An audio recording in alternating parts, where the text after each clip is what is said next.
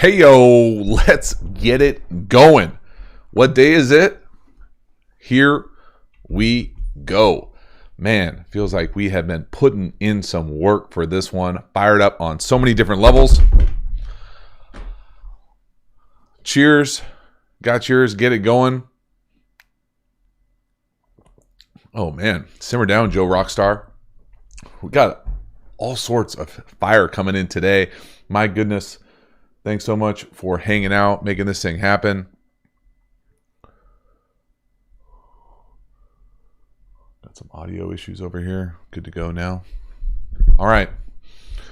'Tis the season. 'Tis the day. We're finally here. Let me know how I sound. Make sure I sound all right. Hit me with your favorite emoji. Appreciate Chase checking in. Everybody doing their thing. This will be a good one. Not going to lie. I'm excited. Bruh. Oh, I know. I turned off all my GIFs. This is going to be a disaster if I turn on the GIFs. See if I can do it. Y'all just going to have to suffer through this for a hot second. Ready? Go.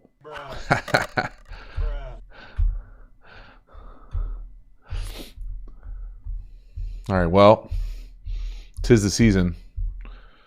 Oh, I missed it.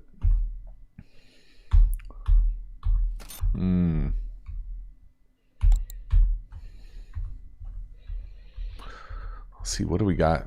I mean, is anything going on today with the third pick? All right, there it is.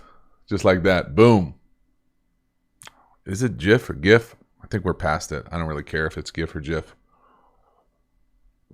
This thing is cleaned up, locked in, ready to go. Yeah, right? Get it right, nice and tight. All right, well, I mean, I feel like we should do one like, don't let my bias influence you, but hit me with the third pick of the draft in the chat. Let me know where it goes. I'm honestly mildly interested to see where everybody else comes out on this, because I feel like I've been in my own little bubble trying not to pay attention to all the noise, but the noise still kind of sounds like it's Mac Jones. I'm not going to know. Yes, we're talking Aaron Rodgers here in a hot second. That was the... Is this not the most perfectly Aaron Rodgers? I enjoy Aaron. We're not like the closest friends in the world by any means, but obviously have a lot of respect for what he does playing the position. And is it just so perfectly Aaron to come out with a draft day bomb after they did him dirty last year? I feel like we maybe did like a post-draft live last year, and off the top of my head,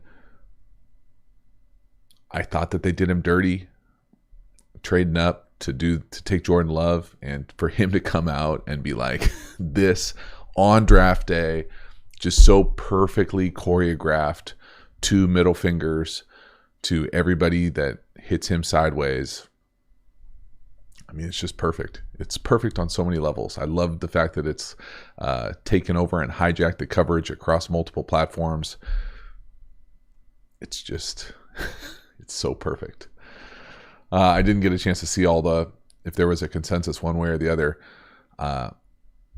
We'll see. I mean, I don't know, man. The other thing that I think will be interesting, and I don't know if everybody else is feeling the same way, I'm going to guess that there's going to be some movement in the top 10. I mean, I don't know if that's a hot take, but what happens with the quarterbacks, and if they do go 1 through 4, and if they don't go 1 through 4, what happens with that fourth quarterback, I think is going to be really interesting, and when it happens, how it happens, and just kind of the cascade effect to there. But man, Mile High Maggio, White Russian season, man. Come on, bro. That's Thanksgiving to Easter. That's amateur hour right there. Alan Lee. Appreciate that, sir. But boom.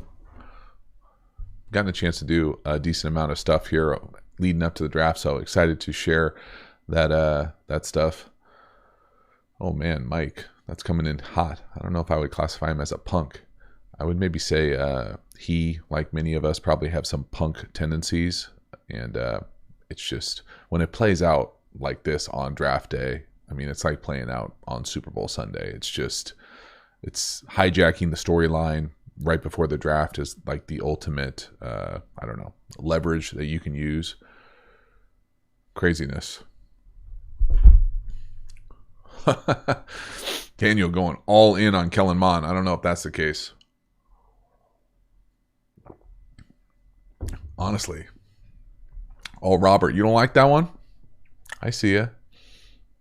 I'm excited y'all checking in. Do me a favor. If you haven't, smash the like. Keep these lives going. I will try my best. I'll put it out there. Try my best to hop on post-draft just so we can kind of recap it, have a little bit more to kind of know where everybody is. At this point, it's just still everybody just grasping at straws. It'll be funny to see how this thing shakes out. Right? Was it not, Chase, was it not funny that Tim Tebow was in the news for like 2 hours until Aaron Rodgers came out? I wasn't even really paying attention to it today. We just got back from the beach. Beautiful day. Highly suggested if you can make it to the water today out here in sunny San Diego. But someone texted me that Tebow was like trying to come back and play tight end. And then the next thing I know, I'm just getting smashed with Aaron Rodgers. Just like on today of all days, just good stuff. Cheers, everybody out there. Absolutely pro special. Appreciate it. Hopefully everybody's getting a chance to enjoy this thing. It feels, and maybe it's just me with the channel, but it feels like this is at least got the potential to be a special draft with all these quarterbacks that, potentially have a chance to, you got to think a few of them, if not maybe at least one, have a chance to be really special players in the league. So it's going to be crazy to hit back here with, in a few years, circle back, see how this thing shakes out.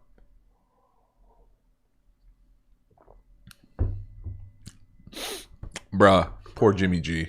Just imagine being Jimmy G right now. I mean, I'm sure he's probably not watching the draft. I can tell you that when I was playing, I was not watching the draft, especially the first round, because if someone gets picked in the first round, you're out of a job. And so it's craziness when you think about it from there. Go Hawk 03. This is a Coronado CBC. Let's see if I can get it to focus. There you go. Orange Avenue Wit. Orange Avenue is the main street in the little town that we live in. And there it is. Daniel coming in right at my sweet spot. Padres, Tati. If you didn't watch the Dodgers Padres stuff going on this last month, man, you don't love baseball. I'm telling you. The bandwagon is open. Come on over. It's going to be a good ride in October. I'm excited about some Padres. Boom. Appreciate it, 13 Mac. We got almost 200 of our closest friends here checking in. You know it's draft day when we are ramping this thing up pre-draft. I'm going to be sitting there. I'm not even going to be watching the draft on my phone. And when whoever gets picked number 3 is not Justin Fields, I just want everybody here to be like, man, JT is struggling right now. Because I honestly am going to question just about everything that I can looking at this stuff. And it certainly sounds from just about every source in the quote unquote know that that's what's happening. And, we'll see. I think it'll be fascinating if it's Trey Lance. I'm certainly pulling for both those guys, pulling for all these guys. I really do. I think that's one of the things that gets lost in this craziness, especially with all the talking heads with this draft stuff. I personally am pulling for everyone to have a great career and pull that thing off. There's just because, some ridiculous incomplete ranking has one guy there and one guy here. I hope all these guys get a chance to do it. The reality is that's just not how it works in kind of a zero-sum Sunday ball game. And so we'll see. I know I've said it a number of times, but context matters, man. And to me, and without even going into the draft, the winner of this draft, in my opinion, is whoever gets picked third. I don't think that's a hot take. At least over the course of the next 3 years. Now, maybe 5 years, Trevor Lawrence is able to become that generational talent that some people identify him as. But short term, man, I wish I was whoever gets picked third. That's the truth. And so we'll see how it shakes out. What we got? Oh, man, come on, Mike. Get out of here with that. I'm not trying to hear that Halloween stuff. Halloween colors. Nope. That's true. It will. Oh, well, I shouldn't say not just third. It will be interesting to see. I think the immediate winner is third. And then, if the Patriots make a move, If the Steelers potentially make a move, I'm not as interested. If the Denver makes a move, I probably don't think they're as close as some other places do. But like the classic organizations, if the classic organizations make a move, or if something happens with the Packers, whether it's Love or Rodgers, or those types of things, I think will add even more intrigue into this. But man, who goes third? And really, after who goes third, it's who goes fourth. It's that, to me, that is the story more than anything else. Especially if it is Mac Jones 3. I just have a hard time believing that the rest of the league is sitting around. They're going to sit around and be like, I'm going. I'm making the move. Whatever it takes, get me the next pick, because I need to make this. I need to get the guy that we identified. And so we'll see. I mean, maybe the class isn't as deep as I think it is, and as other people may think it is. But I think, depending on who goes third, there's going to be some quick movement to take 4 and 5 off the table pretty quickly, especially if number 3 is Mac Jones. There you go. 200 of our closest friends checking in. Appreciate you guys crushing the like. Hit me with some questions here. We'll get this thing going. I'll try to take us up to maybe 15 minutes out. Don't want to really go all the way up. And I've done this before where I've just started talking and then something starts. So remind me when we get to like 15 minutes out. Well, that's the other thing. I know I see a couple things in here about Zach Wilson.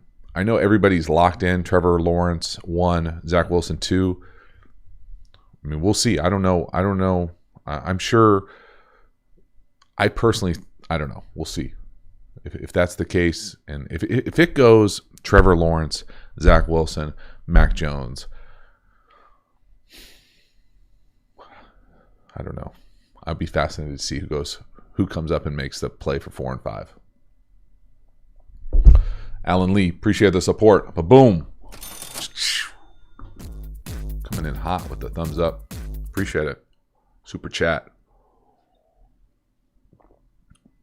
I'm a big fan of Zach Wilson. I think Zach Wilson's had a great year, and whoever goes number 2 is going to struggle. You could insert whoever number 2, and they're going to struggle because that organization is not one of the better rosters in the league. So maybe a few years away.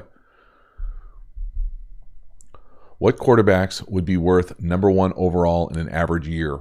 Cody, that's an excellent question. In this draft, I think you could make the argument that there are 5-ish. I probably think there are 4-ish. I probably wouldn't put Mac Jones in that category, but I'd put Lawrence, Fields, Zach Wilson, Trey Lance. If Trey Lance had 3 years of college football and he improved at the same trajectory that he played the first year and improved, he'd be a number 1 pick. Game over. Joe, appreciate you. Boom, bruh. That's the crazy thing about this draft, especially when you look down the line. And I haven't looked down the line yet, but I've heard people tell me that the next few years, quarterback-wise, don't have quite the depth or pop that this class has. And so, again, I think I've said it many times. I think we've been spoiled for a number of years with Fields and Lawrence in college football, and just kind of the idea and kind of like distant star that they would be the number 1 pick, those types of things, and they've lived up to much of that. And so I don't know what it looks like moving forward. That's why I think there's so much kind of noise and momentum going for some of these quarterbacks, because they really could be 4 or 5 number 1 picks in this group. Teddy Van Galen, I agree. We'll see. Oh, man. Chrisum 20. If you are Ryan Pace. Oh. Sorry, Chrisum. We got Niners by nature. 8-8 coming in hot. Super chat. JT, if the Niners go Fields, how far can the team go with him? Playoffs, Super Bowl, first quarterback rookie Super Bowl winner. I think right away, very far into the playoffs.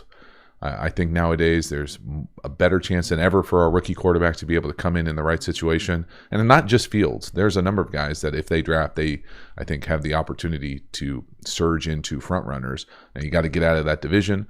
But if you do, you got to feel good about your opportunities to make a run. You can obviously see, they were a throw away a year ago. So they're right there. They just, like many teams, need to find a way to stay healthy. But man, I don't know. I personally am excited to see what potentially a dynamic athlete, playmaker, quarterback type model looks like in that offense with that roster. That's just me. But boom. Toby, I'll shut you out right now. I appreciate it. I'm still not moving off the Tua thing. I'm excited for him to be healthy, locked in, ready to go, and the Miami going in the right direction. Mike, thinking Rodgers is going to mess this whole thing up. I don't think so. I just think it's one of those things for me that it's just part of the draft day story. And I feel like I know probably everybody watching this, we got 220 people watching this right now. Many of you, I know myself personally, anecdotally, have felt slighted at some point. And if you feel slighted and you have an opportunity to potentially zing someone back that slighted you, what would be the best way to do it? It would probably be the exact way that they did you dirty. And so how can you get them back? You can be the absolute best at what you do, and you can do them dirty the next year after they did you dirty. And that's really what Aaron Rodgers did. And, I don't think you have to be like a media,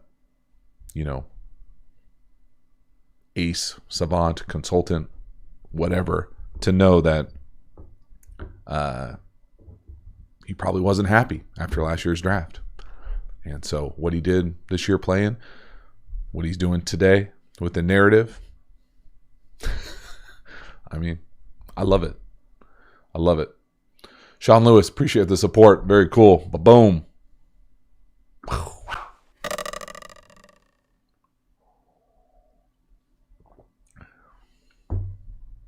We got all sorts of Niners, man. The Niner fans are coming in hot today. It's a big day for Niner Nation. It's a big day for a lot of people. If I was a Jacksonville fan, I'd be very excited. Jets fans deserve to be excited. I think they're reserved excitement. They know they're in a little bit more of a rebuild, full rebuild. But, man, it feels like there's more quarterback mojo this draft today, now, leading up to this thing than I can remember in a long time. So it's going to be pretty exciting to see how this thing sorts itself out. But, man, that third pick, here we go. How long are the picks? 15 minutes? 10 minutes? My first half hour. It's on. Daniel, you're all in with the Tati. I like it. I should. Todd Place, my man, how we doing, sir? Any of the QBs after the top 5 have a legit shot to be a legit QB1. I'm a Steelers fan, and they're going to need one soon. I don't think I've hid the fact that I think Kellen Mond has got a great opportunity. I think there are many. I think Davis Mills, Kyle Trask, if they're in the right situation, surrounded by the right talent, the right organization, all those guys have an opportunity to be starting quarterbacks for a long time. In fact, there are probably guys that I've never even seen on this channel coming out this year that will be undrafted free agents and or picked late in the draft that have opportunities to be starting quarterbacks. Now, Hall of Famers, Tony Romo types, those are kind of unicornish stories, Kurt Warner-ish, but they're certainly there, and it just depends on the context. And far be it from anyone to put a cap on what one of these guys can do pending the right situation. It's just today is one of those special days where organizations change, people's lives change. But many of the guys who are getting drafted high have known they're going to be drafted high for a long time. But today is like the culmination. It's like the prom of your high school experience. And so special, fun to watch the family. I personally love watching the family celebrate. I could do without like the ESPN kind of like storyline sometimes. But just the joy of the reaction, of the stress, of everything that's kind of lifted off these players, families, because today's a celebration and tomorrow you're at work and you're working your tail off at the highest level of what you do, and you have gone from a quote-unquote amateur to the best of the best, and there's expectations and adversity and all sorts of craziness. So I love watching the joy of today, but man, it's when you're in it, it's tough. I've seen more Tebow bombs in this chat than I have maybe ever. Can't handle it. Tight end or whatever. All right, let's see a couple. See if we can get a couple questions here. Doesn't have to. Let's get away. See if we can get away from the hypotheticals and see if we can do a little draft day talk or a little something special. Griff Talks Football. How can you tell the difference between cover 2 man and bracket coverage pre-snap read? Oh, Griff Talk Football. I know an excellent course that talks about that. The easiest way is 2 man is always going to have underneath coverage with inside leverage. Bracket is going to me, is always going to be some sort of 2/1, 3/2, 4/3 game where the leverage will not be as consistent as that. I always think 2 man, inside man coverage with the underneath coverage. But theoretically, they could look the same, and it could be 2 or 7. In fact, many good teams play 2 man on one side, bracket 7 on the other. So combo coverages, don't ever think of it as like black and white. Think of it as like you try to get as much information as possible pre-snap. And the only one I can really share is inside man with 2 man, inside man leverage. And then cover 7 is a lot more multiple on what it can be as far as the leverage, the 2-on-1, where the combinations are working. The releases of the wide receivers can change where the 2-on-1 is. So it's a little bit more complex than just straight 2 man. Good question, though. Boom. Cheers. See if I can finish this thing here in the next. Tap out here in about another 5 minutes. Eduardo, Jordan, thank you for the draft videos. You're welcome. I had a blast doing them. I really did. It was fun to dive into the draft eligible guys. I'm excited to take a peek at the guys who potentially would be draft eligible next year. Pretty soon, maybe get into it even as soon as next week. Let me know if there are concepts that y'all want to see in the next X's and O's video. Did an option concept this week. I love the option concept. I'm not sure if it came across how much I love it in that video, but I had a big fan of it playing, and so it was fun to chat a little bit about it. Matt Coryell, yeah, maybe. I don't know if he's elite. I haven't watched him that much. Brian, do you prioritize the ability to throw from a clean pocket or throwing under pressure? I mean, I don't know. By prioritize, I don't disassociate them as like black or white. Like I would prefer one over the other. I think you have to be able to do a little bit of both to play quarterback. Now, if you can't throw from a clean pocket, it doesn't matter what we're doing here. You have to be able to do that. That's like the given. If you can do that and deal with pressure, off platform, out of structure plays, it's an added bonus. I don't think it's mandatory by any means. But if you can't do the clean pocket thing, you're not going to play. You might be, a running quarterback, a dual threat type guy, but to be a consistent guy in the league, you have to be able to do the consistent gimmies that make the easy plays look easy. Todd, I'd like to see a Spencer Rattler breakdown as well. They're coming. I love watching that Oklahoma offense. They're coming. Good idea. Someone screenshot that and send it to me. I'll put it in the video. Lewis Ford. Boom. How much has the red zone concepts affected the pro game? Oh, the zone read, sorry. How much has the zone read concepts affected the pro game? I think it's affected the pro game. I feel like it's kind of like TBD. I think coordinators, play callers are getting more comfortable running the quarterback, certain quarterbacks specifically in the zone read game in the red area.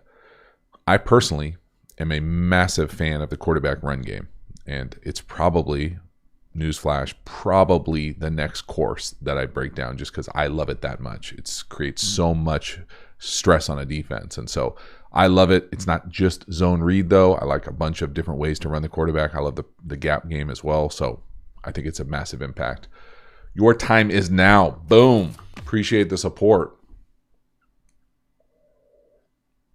What do you think about the rumors with Rodgers and Packers? I think you missed the start of the chat, but we are good to go back over it in a hot second.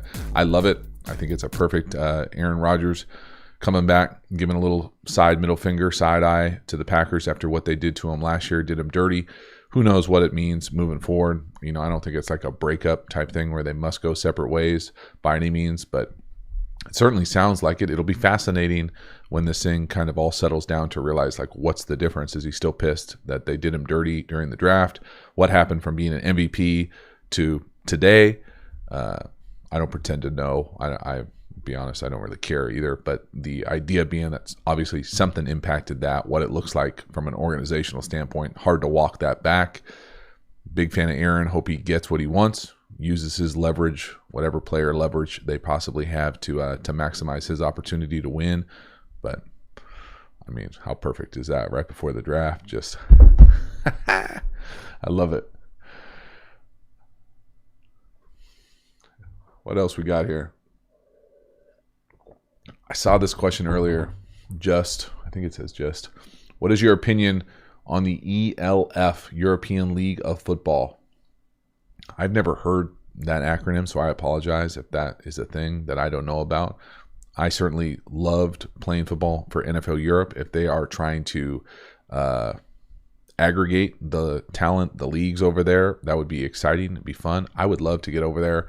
And I personally think that there's a massive market for in American football to kind of expand its international footprint, a bunch of different levels, whether it's Europe, Asia, Mexico, Canada, North America, South America, Australia. I think that there are pockets of great fandom all over the place, and it'll be interesting to see where the game continues to grow, but I think it's awesome on every level possible. I love guys from the States going over to experience a global perspective and play. I think it's fun to grow American football. It's complex. It's fun for me to kind of help in a very small way with this channel and potentially offer in some information that helps that growth. But if there's more information, let me know. Mr. Bombasket, I'm absolutely not streaming the entire draft. No, but we'll circle back at the end, most likely. Hit me with a most likely. I love the certainty that so many of us have as far as what's going down with this thing. I honestly am fascinated to see how it all shakes out. I don't know. I honestly, I'm not going to be surprised when I'm totally shocked and it's something sideways, but I'm not going to be surprised if it's Justin Fields at 3 either. I think personally, it's probably going to be Lawrence Wilson. I just can't get past Fields. I know the noise doesn't sound like that, but that's what I think. And I wouldn't be surprised if Trey Lance comes right off the board immediately after. Michael Sweeting, appreciate it. Very cool. I loved getting a chance to play internationally, so it's fun when it resonates with that crew. Ryan Lewis, would you coach at college or professional level? I mean, I'm not moving from San Diego, so that kind of limits that possibility. But I love what we're doing right now. I do a little high school coaching, and this thing is pretty fun, so I enjoy it. I'm telling you, if Fields goes 2, you might as well blow up this channel because I'm going to be so excited, but also bummed that he's got to go to that organization with that rebuild, but fascinated that this thing went down that way.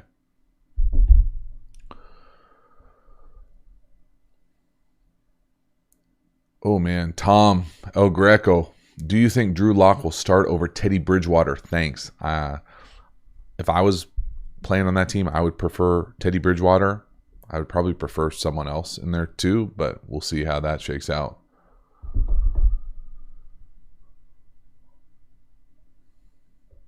Daniel O'Connell, how was your draft experience? I know a lot of players are debating whether to go to Cleveland. How was your NFL prom day? Boom. Daniel, I'm pretty sure close to 100 that I have a draft day video on this channel. I will tell you in the softest terms, as like a recap, it was, I never thought that I would go in the first, I think back when I got drafted, it was first 3 rounds and then the last 4 rounds, 2 days. I didn't think I was going to get drafted on the first 3 rounds, so I think I wasn't paying that much attention the first day. The second day was not that I didn't have that great of a time. I thought I should have got drafted earlier. I should have got drafted before other guys who played my position got drafted. I think I ended up taking a nap, and it was a long, frustrating day. But when it finally hits, it's certainly a really cool accomplishment, fun to celebrate it with my family. But man, just draining on a number of levels with peaks and valleys that are pretty unique. So empathize a lot with guys who maybe are frustrated with not being the number one pick or not being picked where they think they should go. Boom. XX Dark something. Geminex. Thoughts on the Pats trading up to 4 or 8, given what they spent in free agency? It seems like they're going in a good position to do a little wild with their picks, to go a little wild. Bruh. Mike. I wouldn't be surprised. I mean, I always feel like the Pats do the opposite of that. And, you know, if everybody's thinking they're going to do that, I wouldn't be surprised if Bill does the opposite. But, you know, I think that it seems like everybody's kind of enamored with the top 5 quarterbacks or quote unquote top 5 quarterbacks. So I wouldn't be surprised at all if they do something like that. I'm not sure they would go that high to make that happen, but man. Niner by Nature 88 coming in hot, all chat. Appreciate the support. Fields versus Lance at their peak. Who is better? I mean, peak of college football, peak of what we've seen so far, it's Justin Fields. I think peak of what Trey Lance can be with what we've seen from him playing 1 year in 2019, impossible for me to give an honest assessment. Nothing I've seen says that he can play at what I think the levels that Justin Fields has played at. And I haven't seen him for 18 months. Who knows what that looks like? That's the crazy thing about this. Like, anybody that tells you that this isn't an absolute crapshoot has no idea, in my opinion, what they're talking about. You can do your absolute best. You can try to make the best decision with incomplete information, but your guess is as good as mine. Chris Evans, you've discussed Trey Lance dropping his eyes and popping up too often in his stance. What's a couple ways that he could work to fix that?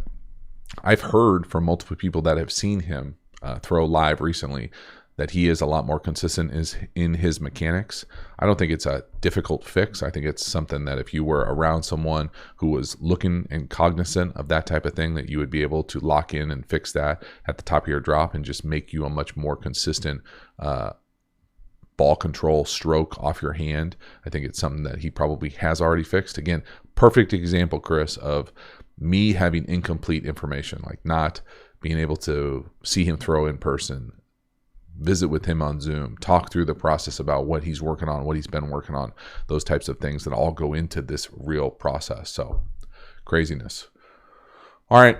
So we are coming to an end here. Pre-draft coverage. Get locked in. Get excited. I'm fired up. Hop over to Twitter if you want to go back and forth with me during the draft. I'll probably do my best to be over there as much as I possibly can, and then we'll circle back after the draft. All right. I sincerely appreciate all the support leading up to this thing. It's been fun to take a peek at all these quarterbacks. Hopefully you enjoyed it. Excited to see what's next. And again, thank you so much for the support, and I will see you after the draft. Hold up. Joe Rockstar coming in hot. One last one. Joe Rockstar, realistically, though, since no football has been played, how much does the media hype and cheerleading affect a player's value leading up to the draft? Do GMs and coaches actually listen to this crap? I have no idea. I am not a GM or coach. I probably would tend to think no, but then again, there are a lot of people that I probably disagree with their ability to coach at the highest level, and they're coaching at the highest level. And so it probably does play a factor. I think you'd be ignorant to think that it plays zero impact, but I would hope at the best organizations that they kind of find a way to quiet out the noise. But obviously people are kind of playing these false narratives for a reason, whether it's to create pressure on a fan base, create pressure on an organization. There's probably a bunch of different strategic reasons to do it. But I think at the end of the day, I honestly think that the Niners specifically were really comfortable with at least 3 quarterbacks. And that's why they made the trade, and maybe it grew to 3 or 4 quarterbacks. but they're going to feel good with whoever they get. Is kind of my gut instinct. So thank you so much. I will see you after the draft, most likely. All right. See you on the other side.